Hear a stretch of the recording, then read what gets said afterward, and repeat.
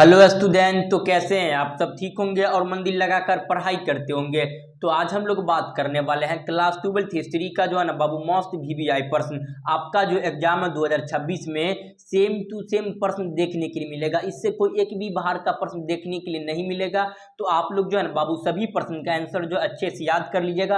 अगर आप लोग इस चैनल पे नए हैं तो आप लोग चैनल को अवश्य सब्सक्राइब कर लीजिएगा। आप लोग जो है ना बाबू एक बार वीडियो को शेयर कर दीजिए, अपने भाई बंधु सखा मित्र को एक बार वीडियो को शेयर कर दीजिएगा। आप लोग जो है ना बाबू टेलीग्राम पर जाकर अवश्य ज्वाइनिंग हो जाइएगा। क्लास खत्म होने के बाद इसका पीडीएफ हम टेलीग्राम पे प्रोवाइड करवा देंगे, तो आप लोग टेलीग्राम पर जाकर अवश्य ज्वाइनिंग हो जाइएगा। तो चलिए आज का जो हमारा पहला प्रश्न उसको देख ले। पहला प्रश्न क्या है कि 1922 में मोहनजोदड़ो की खोज किसने किया था? ऑप्शन नंबर ए में दयाराम सोहनी ने, ऑप्शन नंबर बी में माधव स्वरूप व्यास, ऑप्शन नंबर सी में William Jones, option number D में रखालदास बनर्जी। इसका जो सही आंसर हो जाएगा ना ऑप्शन नंबर क्या हो जाएगा आपका डी हो जाएगा। 1922 में मोहनजोदड़ो की खोज किसने किया था? तो याद रखिएगा रखालदास बनर्जी ने 1922 में मोहनजोदड़ो की खोज किया था। आपसे पूछेगा हड़प्पा की खोज किसने किया था? 1921 ईस्वी में जो है ना बाबू हड़प्पा की खोज जो था आपका दयाराम सोनी ने किया था। आपसे दूसरा क्वेश्चन पूछेगा हड़प्पा वर्तमान में कहां पे है? तो याद रखिएगा पाकिस्तान के माउंट गोमरी जिला में। आपसे पूछेगा मोहनजोदड़ो जो है ना बाबू वर्तमान कहां पे है? तो याद रखिएगा वर्तमान में पाकिस्तान के लड़काना जिला में है। आपसे पूछेगा मोहनजोदड़ो जो है ना बाबू किस नदी के किनारे है? तो याद रखिएगा मोहनजोदड़ो जो है आपका सिंधु नदी के किनारे है। आपसे पूछेगा हड़प्पा कौन सा नदी के किनारे? तो याद रखिएगा हड़प्पा जो है ना बाबू रावी नदी के किनारे। ये जितना प्रश्न बताए ना यह सभी प्रश्न पूछा जाता है, तो समझिए जितना प्रश्न बताते हैं बाबू आप लोग जो है ना सभी प्रश्न का आंसर जो अच्छे से याद कर लीजिएगा। यही सब प्रश्न जो है ना बाबू आपके एग्जाम में आने वाले हैं। इससे बाहर आपका कोई एक भी बाहर का प्रश्न देखने के लिए नहीं मिलेगा। तो आप लोग सभी प्रश्न का आंसर जो है ना अच्छे से याद कर लीजिएगा। आप लोग जो है ना बाबू एक बार वीडियो को शेयर कर दीजिए, अपने भाई बंधु सखा मित्र को एक बार वीडियो को शेयर कर दीजिएगा। आप लोग इस चैनल पे नए हैं तो आप लोग चैनल को अवश्य सब्सक्राइब कर लीजिएगा। आप लोग टेलीग्राम पर जाकर अवश्य ज्वाइनिंग हो जाइएगा। क्लास खत्म होने के बाद इसका पीडीएफ हम टेलीग्राम पे प्रोवाइड करवा देंगे, तो आप लोग टेलीग्राम पर जाकर अवश्य ज्वाइनिंग हो जाइएगा। तो चलिए क्वेश्चन नंबर 2 को देख लेते हैं। क्वेश्चन नंबर 2 में क्या है?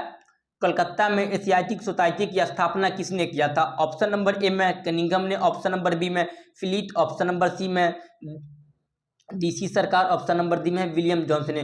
कलकत्ता में जो है ना बाबू एशियाटिक सोसाइटी की स्थापना किसने किया था? तो याद रखिएगा आपका जो है ना विलियम जोन्स ने किया था। किसने किया था? विलियम जोन्स ने किया था। अगर पूछेगा कब किया था तो याद रखिएगा 1784 ईस्वी में किया था। किसने किया था बाबू? विलियम जोन्स ने किया था। कब किया था? 1784 ईस्वी में किया था। तो चलिए क्वेश्चन नंबर जो है ना बाबू 3 को देख लेते हैं। क्वेश्चन नंबर 3 में क्या है कि मोहनजोदड़ो जो है ना बाबू किस नदी के किनारे स्थित है? अभी यह क्वेश्चन आपको बताएं। ऑप्शन नंबर ए में सतलज नदी, ऑप्शन नंबर बी में सरस्वती नदी, ऑप्शन नंबर बी में सी में रावी नदी, ऑप्शन नंबर डी में सिंधु नदी। आपका जो है मोहनजोदड़ो किस नदी के किनारे? तो याद रखिएगा मोहनजोदड़ो सिंधु नदी के किनारे। अगर आपसे हड़प्पा पूछ ले तो तब याद रखिएगा हड़प्पा जो है ना रावी नदी के किनारे। तो चलिए क्वेश्चन नंबर जो है ना 4 को देख लेते हैं। क्वेश्चन नंबर 4 में क्या है?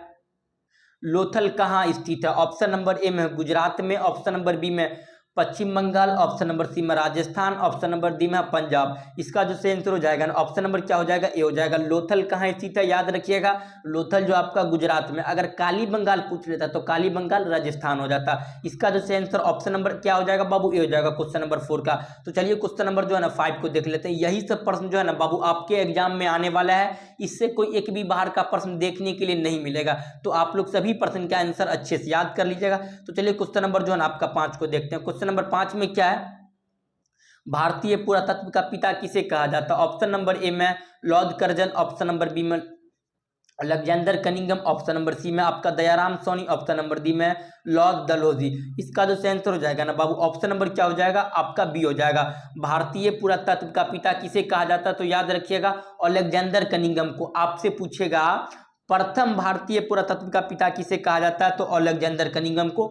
डायरेक्ट पूछ लिया, जैसे अभी पूछे हुआ भारतीय पुरातत्व का पिता किसे कहा जाता है? अलेक्जेंडर कनिंघम को। अगर आपसे पूछता कि जो है ना बाबू दूसरा भारतीय पुरातत्व के पिता के जो है ना बाबू सर्वेक्षण के अध्यक्ष कौन थे? तब होगा सर जॉन मार्शल।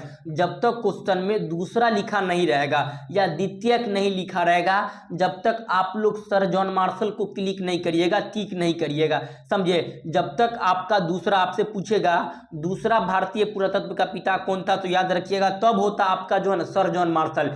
आपसे पूछेगा प्रथम या डायरेक्ट पूछ लिया है तो याद रखिएगा अलेक्जेंडर कनिंघम। अलेक्जेंडर कनिंघम को भारतीय पुरातत्व का पिता जो है ना बाबू 1872 में बनाया गया था, और आपका सर जॉन मार्शल को भारतीय पुरातत्व का पिता 1902 में बनाया गया था। ये दोनों याद रखिएगा।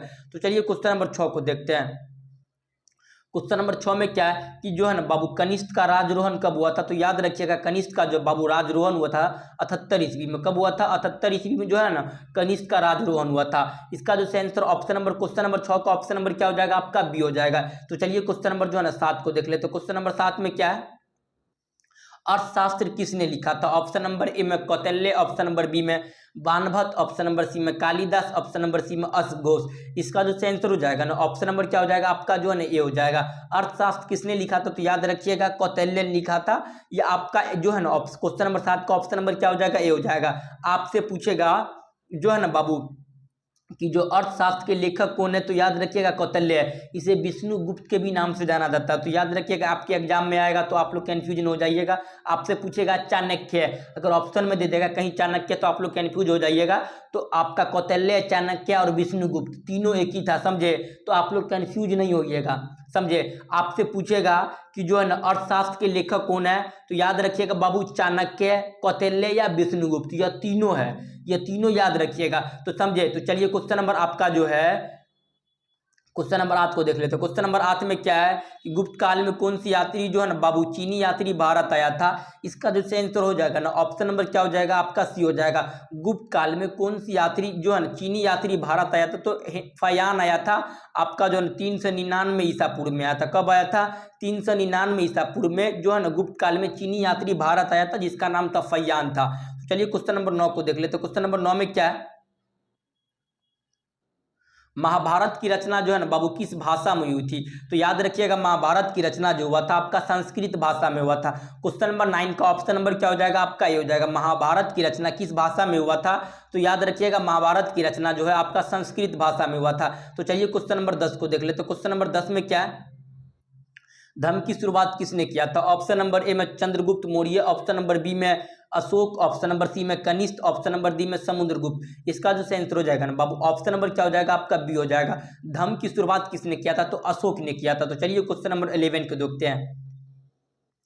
क्वेश्चन नंबर 11 में क्या है कि महावीर का जो है ना बाबू बचपन का क्या नाम था? ऑप्शन नंबर ए में सिद्धार्थ, ऑप्शन नंबर बी में वर्धमान, ऑप्शन नंबर सी में सुधोधन, ऑप्शन नंबर डी में राहुल। इसका जो आंसर हो जाएगा ऑप्शन नंबर क्या हो जाएगा? आपका बी हो जाएगा। महावीर स्वामी का जो बचपन का क्या नाम था? तो वर्धमान था। आपसे पूछेगा महात्मा बुद्ध का बचपन का क्या नाम था? तो सिद्धार्थ था। तो दोनों याद रखिएगा। महात्मा बुद्ध पूछेगा तो सिद्धार्थ, अगर महावीर स्वामी पूछेगा तो याद रखिएगा महावीर स्वामी का जो बचपन का नाम था वर्धमान था।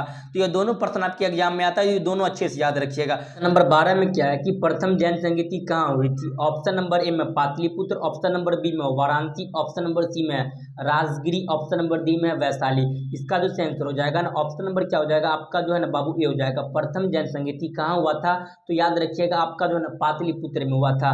आपसे पूछेगा जैन धर्म के जो है ना बाबू संस्थापक कौन थे? तो याद रखिएगा महावीर स्वामी थे। तो चलिए क्वेश्चन नंबर जो है ना 13 को देख लेते हैं। क्वेश्चन नंबर 13 में क्या है? श्वेतांबर और दिगंबर का जो है ना संबंध कौन सा धर्म से? ऑप्शन नंबर ए में हिंदू, ऑप्शन नंबर बी में बौद्ध, ऑप्शन नंबर सी में शिव, ऑप्शन नंबर डी में जैन। इसका जो आंसर हो जाएगा ऑप्शन नंबर क्या हो जाएगा? आपका डी हो जाएगा। श्वेतांबर और दिगंबर का जो है ना संबंध कौन सा धर्म से? तो याद रखिएगा जैन धर्म से। आपसे पूछेगा हीनयान और महायान का संबंध कौन सा धर्म है? तब होगा वहां पे बौद्ध धर्म, समझे? तो आपका श्वेतांबर और दिगंबर का संबंध कौन सा है? जैन धर्म से। तो चलिए क्वेश्चन नंबर जो है ना आपका 14 को देख लेते हैं।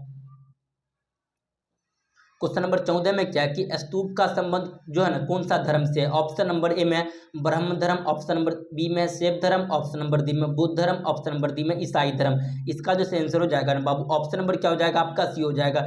स्तूप का जो है ना बाबू संबंध कौन सा धर्म से है? तो याद रखिएगा बौद्ध धर्म से है। क्वेश्चन नंबर आपका 14 का ऑप्शन नंबर क्या हो जाएगा? सी हो जाएगा। तो चलिए क्वेश्चन नंबर जो है ना 15 को देख लेते हैं। क्वेश्चन नंबर 15 में क्या है? सूत पितक का जो है ना किस धर्म से संबंधित है? ऑप्शन नंबर ए में है जैन धर्म, ऑप्शन नंबर बी में बौद्ध धर्म, ऑप्शन नंबर सी में हिंदू धर्म, ऑप्शन नंबर डी में शैव धर्म। इसका जो आंसर हो जाएगा ऑप्शन नंबर क्या हो जाएगा? आपका बी हो जाएगा। सूत पितक का जो है ना बाबू कौन सा धर्म से संबंधित है? तो याद रखिएगा आपका बौद्ध धर्म। आपसे पूछेगा सूत पितक, विनय पितक या अभिधम पितक, यह तीनों पितक जो है याद रखिएगा ये बौद्ध धर्म से संबंधित है। तो चलिए क्वेश्चन नंबर आपका जो है 16 को देखते हैं। क्वेश्चन नंबर 16 में क्या है? बाबरनामा क्या है? ऑप्शन नंबर ए में यात्रा वृत्तांत है, ऑप्शन नंबर बी में धर्म साहित्य है, ऑप्शन नंबर सी में आत्मकथा, ऑप्शन नंबर डी में लोकगीत है। इसका जो सेंसर हो जाएगा ऑप्शन नंबर क्या हो जाएगा आपका सी हो जाएगा। बाबरनामा क्या है? तो याद रखिएगा एक आत्मकथा है। क्वेश्चन नंबर 16 का ऑप्शन नंबर सी। तो चलिए क्वेश्चन नंबर 17 को देखते हैं। क्वेश्चन नंबर 17 में क्या है? कुतुब मीनार का जो है ना निर्माण किसने किया था? ऑप्शन नंबर ए में Ibn Battuta, option number B में Jalaluddin Khilji, option number C में Qutbuddin Aibak, option number D में रजिया। इसका जो सेंसर हो जाएगा ऑप्शन नंबर क्या हो जाएगा आपका सी हो जाएगा। कुतुब मीनार का जो है निर्माण किसने किया था? तो कुतुबुद्दीन ऐबक ने किया था। तो चलिए क्वेश्चन नंबर जो है ना बाबू 18 को देख लेते हैं। ये जितना प्रश्न बताते हैं आपके एग्जाम के लिए अति महत्वपूर्ण प्रश्न है, तो आप लोग सभी प्रश्न का आंसर जो है अच्छे से याद कर लीजिएगा। यही सब प्रश्न आपके एग्जाम में आने वाला है। इससे बाहर आपका कोई एक भी बाहर का प्रश्न देखने के लिए नहीं मिलेगा। तो आप लोग सभी प्रश्न का आंसर अच्छे से याद कर लीजिएगा। आप लोग जो है ना टेलीग्राम पे जाकर अवश्य ज्वाइनिंग हो जाइएगा। क्लास खत्म होने के बाद इसका PDF हम टेलीग्राम पे प्रोवाइड करवा देंगे, तो आप लोग टेलीग्राम पर जाकर अवश्य ज्वाइनिंग हो जाइएगा। क्वेश्चन नंबर 18 में है कि जो है ना बाबू जजिया किससे लिया जाता था? ऑप्शन नंबर ए में व्यापारियों, ऑप्शन नंबर बी में बुद्धिजीवियों से, ऑप्शन नंबर सी में सैनिक से, ऑप्शन नंबर डी में जिम्मियों से। इसका सही आंसर ऑप्शन नंबर डी हो जाएगा। जजिया जो था आपका यह जिम्मियों से लिया जाता है। तो क्वेश्चन नंबर 18 का ऑप्शन नंबर क्या हो जाएगा? डी हो जाएगा।